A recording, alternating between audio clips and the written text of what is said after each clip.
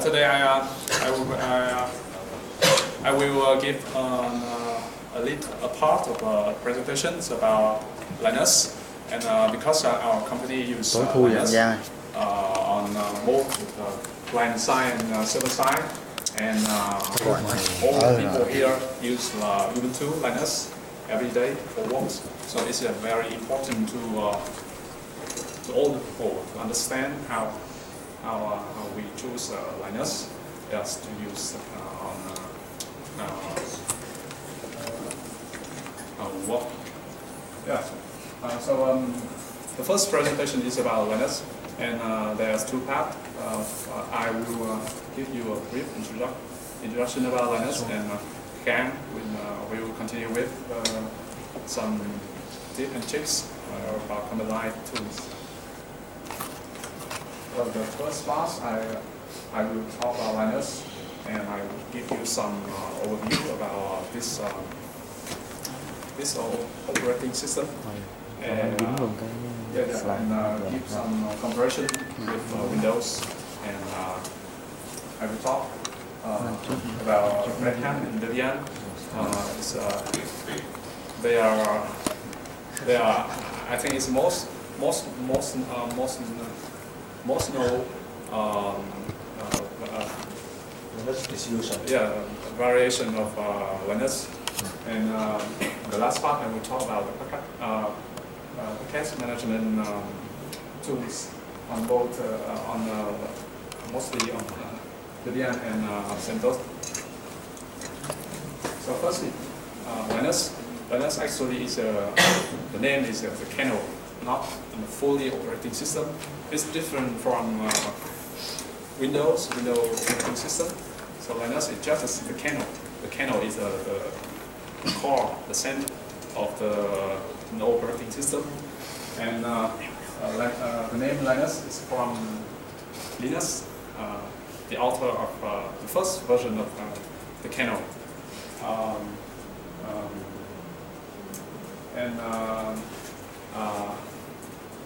People chose Linux to build their open operating system.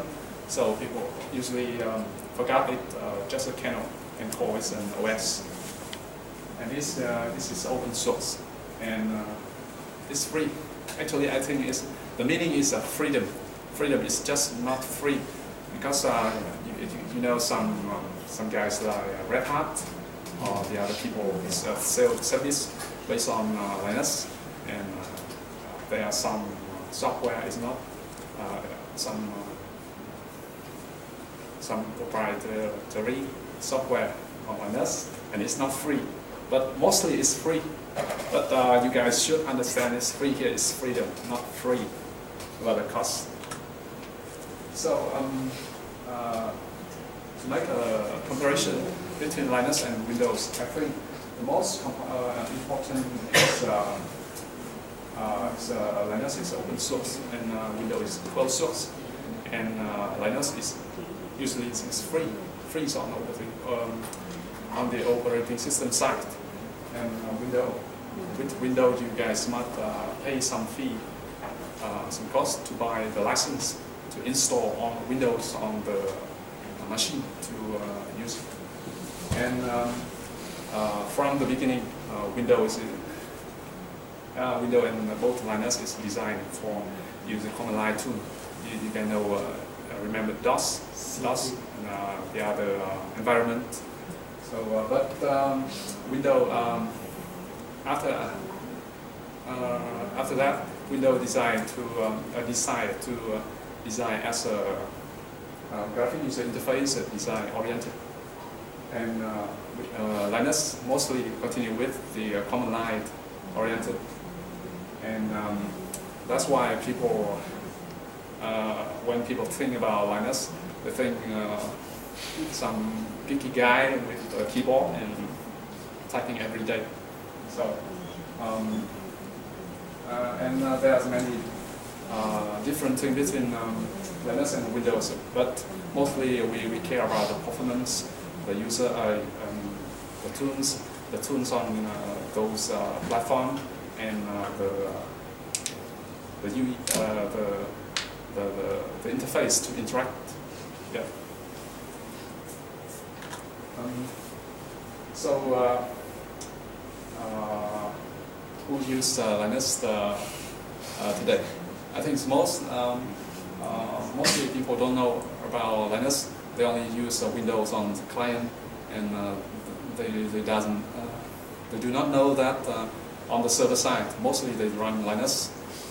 And if you guys know the top 500 site makes a list about the supercomputers, and most of them are run on Linux.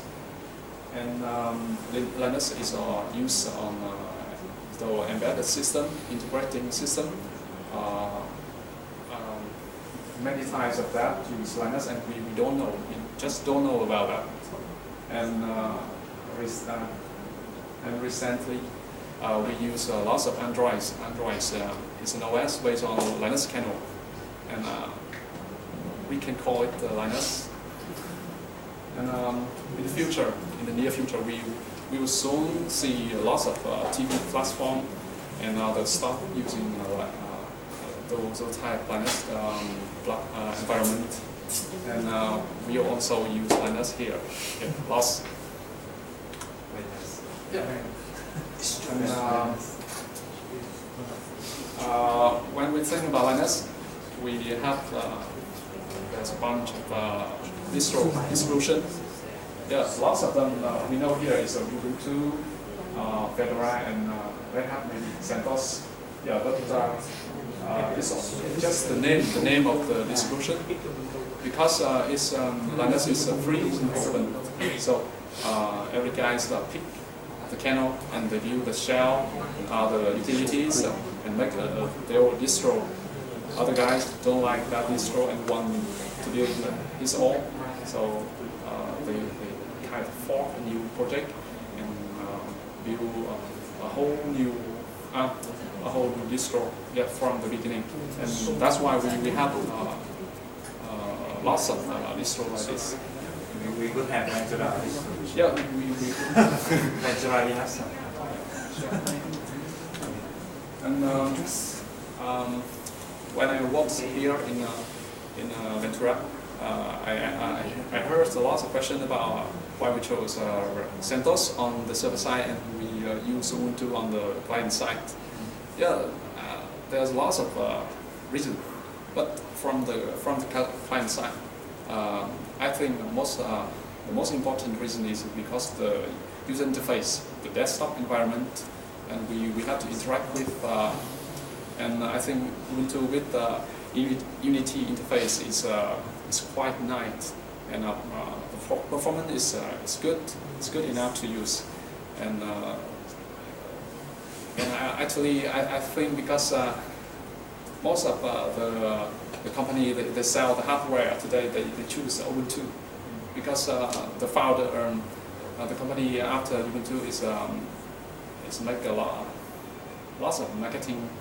And to make the OMC choose Ubuntu replace for traditional child or Windows version. Yeah, that's why I think that's why Ubuntu is on the client is widely used like this today. And CentOS is choose for the server side. Actually, we see here is there's two variant of Linux. Firstly, is a Debian-based distro, and on the right side is a Red Hat-based variant.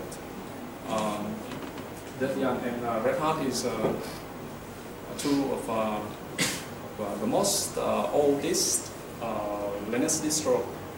The whole project starts from 1993, something like that. Sure. Sure.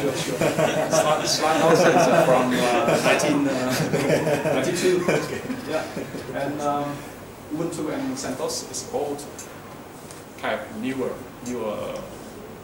distro, they use some code, and they inherit many things from Debian and Red Hat, and there's lots of difference between those guys, but actually they use the same. They modify the kernel, and we can call it, they use the same kernel. They build the shell. The shell is mostly the same, but they took the kernel, the shell, and the other utilities to make the distro, and they choose the desktop environment. The desktop environment is what we worked with, like the mouse, the taskbar, the menu bar icon, and the desktop. Yeah, something like that is a desktop environment. Yeah, and they make different distro, different philosophy. Yeah, and that's why they come with a lot like that. And the main, I think the main difference between the distro are two variants, because the one thing is a packet management system.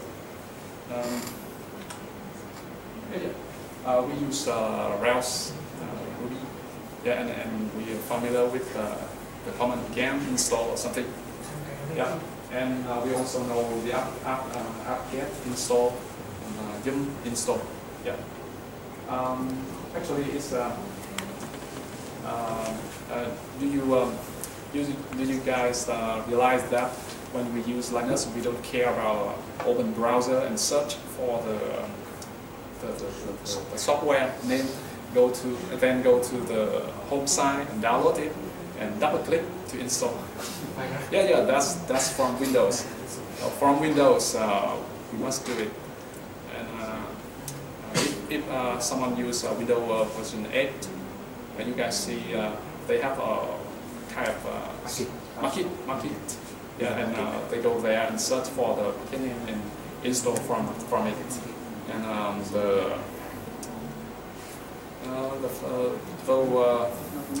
this is the same with the type of market from Linux. So we will talk about this common and later. About packet management tool, there are two levels. Firstly is GUI packet tool. If someone install a packet from Synaptic or into Market Store or something, yeah, we open the program, and there's a search bar, and we type the name of the program and install it from it. We don't care about the other stuff, just care about the internet connection. And that's GUI, because we work with the GUI. And then the second level is a high level packet tool. That's yum and apt-get, like the last command. And the lowest level is a low level packet tool. And here the interface of the Ubuntu Software Center. I know not many people use it. Yeah, but for people with non-technical knowledge, those kind of software is kind of easy to use, not to remember something. Just go there and search for the name, and they have also a nice UI. The lowest level is low-level packet too. If someone had to install a packet from Sugo, we download the tar, the zip file, and extract it, and use a make command, config, make install something. Yeah, it's manually, it's kind of the lowest level, but with the low-level packet here, we download a packet with specific extension, for example, dep, RPM, or also tar. And we use here is two most common packet managed tool. Is DDK. It's in Debian packet manager. and RPM. RPM, I forgot. Yes. Okay. Yeah, just like that. And Debian packet is from Debian and RPM from CentOS, Red Hat. So to install packet, a packet from this level, just download. We have to download the file and use the Zotail format to install or remove or update it. And it's quite like the Windows installer. And again, about the high-level packets too. There's a bunch of them, but mostly most people know is apt, Yum, Pacman, and Git. Both types are one thing is the low-level package management don't care about the dependency. For example, you guys want to install PHP, and you need to install also Apache server, something like that, and or maybe the PHP packet require another packet to run properly. But if you use RPM or DPKG and install the packet without the dependency, and then the program cannot run. But with the high-level packet too, like apt and Yum, they care about the dependency, the checksum, and they also manage to upgrade the software, the packet from the repository. And from the last slide, I did some chart, a little small, about some common that we should know. But I think you guys know about this. Mostly is get install and remove. But there are some useful comment. I think that is helpful for someone who doesn't know. For example, apt page and search for the packet name and show the information with the apt page show, and also from the Yum. Yeah, I finished this present about the first part from Linus, and we will continue with the second part. Okay.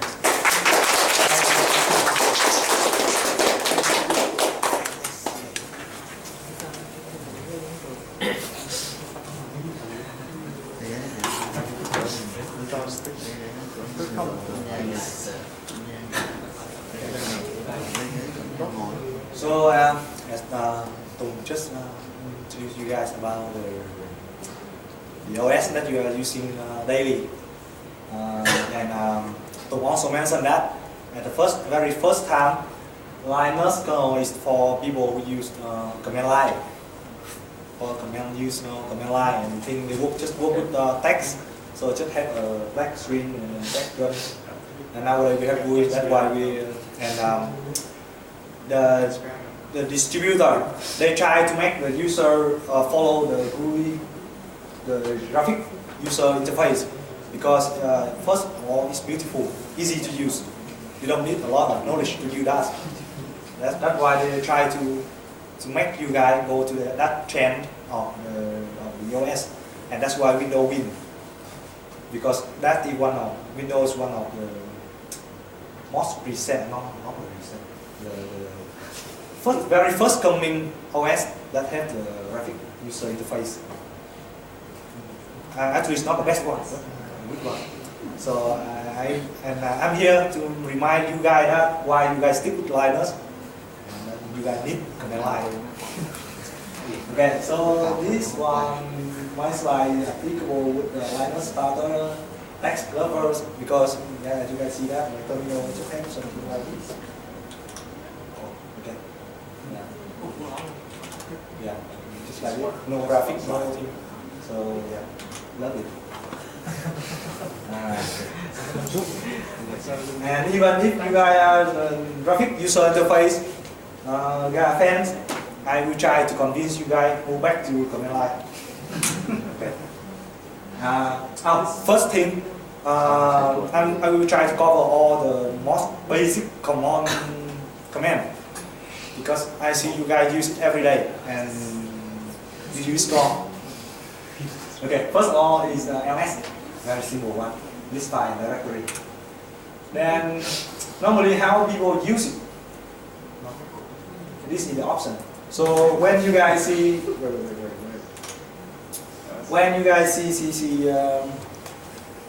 someone use the LS like this. This is command that it lists all the things in the directory. What directory is this? Okay. So when you guys LS, it lists everything here. Oh, you already know that. Something. And LS go with some option that not so many people notice. So you can do manual operation, you list all the useless option. I will try to cover the most useful thing. First thing is LSL.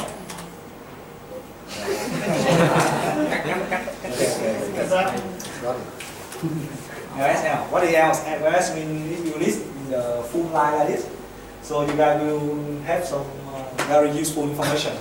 For example, the first column, you guys will see that it put a D here, which means directory. And you know that that file is directory. Read, write, execute, read, write, execute, write, execute. So you know that you have permission to read or write or execute that file. The second column is the user and the root. You know which file is it, and you know